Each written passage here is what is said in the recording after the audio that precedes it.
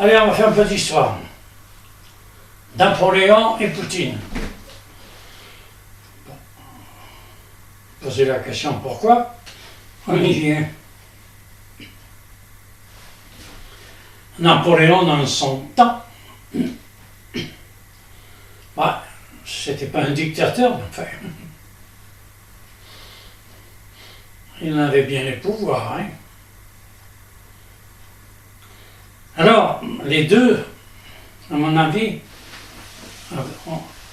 avaient et ont les mêmes prétentions. C'est accaparer le maximum de terrain. Il est vrai que Napoléon avait vu très grand, et que Poutine aussi, mais Poutine, il a réalisé petit. Alors ils veulent ils veulent tous les deux ramasser le plus possible, et ils se sont trompés. Parce que Napoléon, je crois que ses généraux lui ont dit que c'était pas bon. Poutine, les généraux ne lui disaient pas, parce que s'ils lui disent, là, il n'y a pas de discussion possible. Alors, Napoléon, il s'est aperçu un peu trop tard que l'hiver en France était à telle époque, mais que l'hiver en Russie était à une autre époque dans la même année. Et Napoléon, ils sont partis, ils ont oublié de prendre les doudounes, de prendre des grosses chaussettes d'hiver, de prendre des braseros pour se chauffer, s'équiper chaudement. Hein. Et puis la neige est arrivée, la neige, elle a fait son œuvre, hein. Et Napoléon, il a bien brûlé tout Moscou, mais ça ne lui a rien rapporté parce qu'il a été obligé de partir. Et rapidos, seulement sur un terrain sec, on court vite, mais sur un terrain avec de la neige, ce n'est pas évident. D'autant plus que Napoléon, en plus, il a eu des problèmes d'intendance, puisqu'il, compte tenu du climat, l'alimentation, l'approvisionnement ne s'est pas produit effectué comme prévu. Aujourd'hui, on a des véhicules qui peuvent rouler sur la neige. À l'époque, c'était les chevaux. Un cheval, vous ne lui faites pas faire 200 km par jour. Hein. Surtout s'il doit tirer des tonnes derrière lui. Hein. Voilà. Alors, Waterloo, ça a été la cata. Ça a été la grosse défaite. D'autant plus que, pour éviter que les Russes les rattrapent, hein, ils ont détruit le pont qui enjambait le fleuve. Seulement, Napoléon, il n'a pas pensé que derrière lui, il y avait encore des troufions et il y avait encore du monde. Et comme le pont a été détruit, tout le monde a été la proie des Russes. Voilà, alors maintenant nous voyons Poutine. Et Poutine, lui, il a vu très grand aussi. Mais décidément, tous ces dictateurs, on a eu Napoléon, on a Poutine, on a la Chine évidemment, on a Trump, qui lui aussi voit très grand, et puis l'Iran qui dans sa tête peut-être lui aussi voit très grand. Voilà. Alors, Je pense que mon chef actuellement, on ferait bien de lire un petit peu l'histoire des pays, en particulier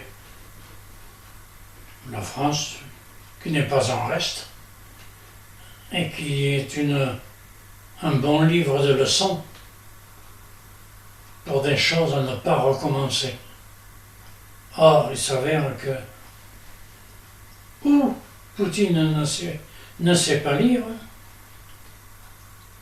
ou il n'accepte pas de recevoir, d'entendre la lecture des effets négatifs qui lui donneraient peut-être le bourdon, et que lui, dans sa tête, tout va bien, madame la marquise, c'est moi le meilleur, c'est moi le plus fort. Je vous laisse terminer.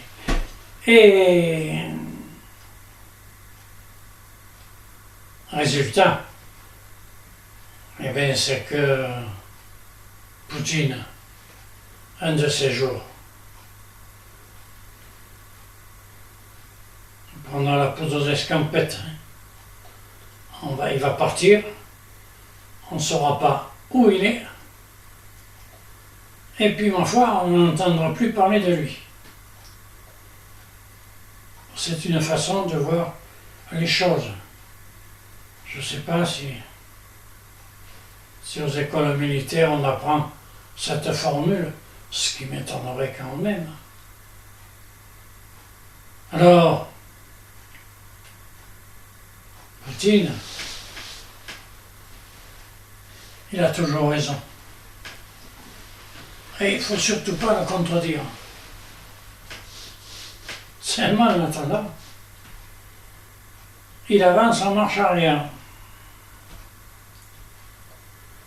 Et un de ces quatre, eh bien, il sera obligé de prendre ses jambes à son cou et puis de partir vite fait, bien fait. Parce que je pense que dans son pays, il va y en avoir qui vont l'attendre au coin de la rue. Déjà, avec les bombes spéciales des Américains, bombe qui a détruit 40 personnes tout de même, dont le guide suprême.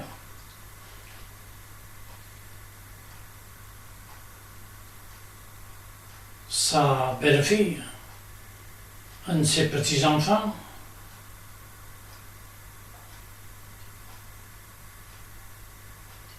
et puis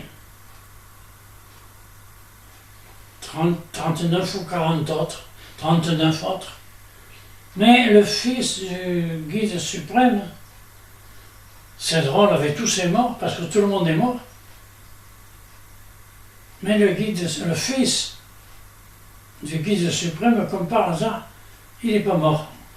Il semblerait qu'il ait été légèrement blessé. Et, oh, faudrait pas nous prendre pour autre chose. Hein. Quand il y a une bombe tombe qui tue 40 morts, ne me dites pas qu'il y a un survivant. Hein. Ou alors c'est Dieu le Fils, mais comme il est déjà mort, il est transparent, donc la bombe ne peut pas le toucher. Alors,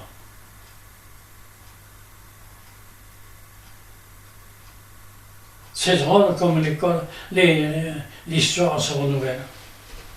Quand on passe à Napoléon, ben on se dit qu'après tout, Poutine, il n'a rien inventé. Hein. Seulement Napoléon, après, lui, il n'a pas pris soin de...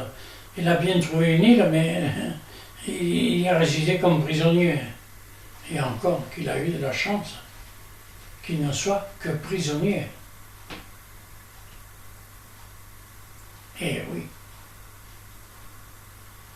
Alors que Poutine, je ne sais pas si l'île d'Elbe peut le recevoir, mais ça m'étonnerait qu'il y termine ses jours tranquillement. Hein. Enfin, on vit une drôle d'époque, où on est entouré que de fous. De fous. Je ne sais pas ce qu'ils ont dans la tête. Vous savez, ils peuvent faire ce qu'ils veulent. Ils peuvent ramasser tout l'or du monde. Quand ils partiront, l'or ne les accompagnera pas. D'autant plus que Poutine actuellement, qui avait fait construire des bunkers à prix d'or, à prix d'or, il n'y va plus parce que depuis Téhéran, où les Américains ont tué 40 personnes dans un bunker à des mètres de profondeur, il ne va plus dans ces résidences privées là. Oh, je ne sais pas où il va. Oh, un de ces jours, on va avoir de ces nouvelles. Post-mortem. Et oui, parce que c'est bien beau de vouloir jouer les malins, mais il arrive un moment où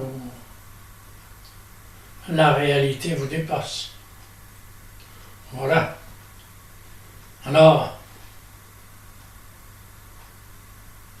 on peut se poser des questions. Si ce n'est que plutôt ça s'arrêtera, l'Ukraine, mieux ça vaudra à condition, là aussi, je reviens sur l'Europe, que l'Europe fasse le nécessaire. Parce que pour moi, l'Ukraine, elle fait partie de l'Europe. D'autant plus que les Russes prennent des Nord-Coréens, ils prennent des Africains, ils prennent des Mongols, ils prennent un peu de tout. Hein. Alors, ça va, ça suffit. Voilà. Allez. Réfléchissez bien, que ça vous empêche un peu de dormir, mais que quand il y aura un prochain vote, qui ne pourrait être normalement que présidentiel, je me rappellerai à votre bon souvenir. Merci.